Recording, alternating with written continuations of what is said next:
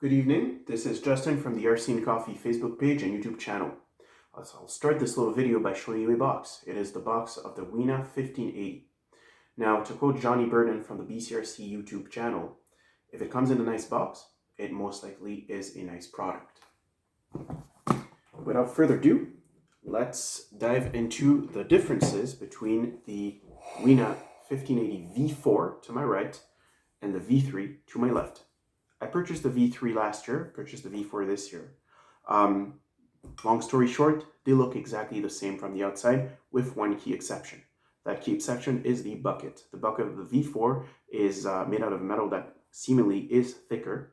It has a completely different shape. It goes about ½ an inch higher relative to the height of the teeth of the V3. If you see my fingers, you'll see a difference. The bucket is a bit shorter. It goes higher, and it is also much wider, about ½ an inch. The general volume is greater. Now, I believe that the reason why this bucket goes higher is to mitigate the number one issue of the V3, which was the curl extension. As you can see, the curl the angle of the curl is rather wide, which means that it's not very good at scooping. Furthermore, the size of the bucket is being relatively small. You not only wasn't it very good at scooping, you couldn't scoop a lot.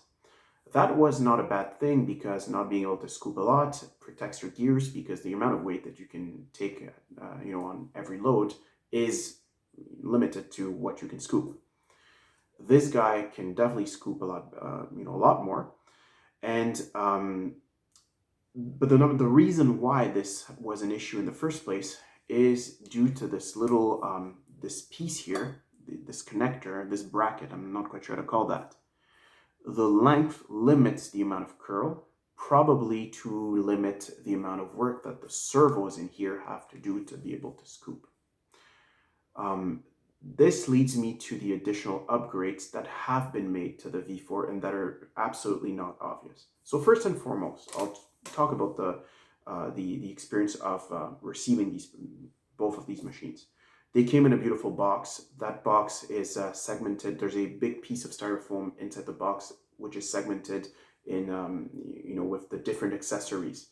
So there is a little jackhammer there. It's made out of metal. Probably more a gimmick than anything else. I don't really see this breaking anything thicker than an eggshell, but I mean, it's a nice piece to have.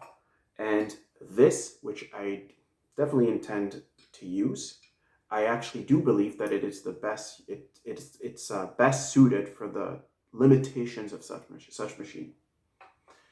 I will be breaking this video into multiple parts because my phone doesn't seem to want to go longer than 5 minutes, so we'll move on to part 2.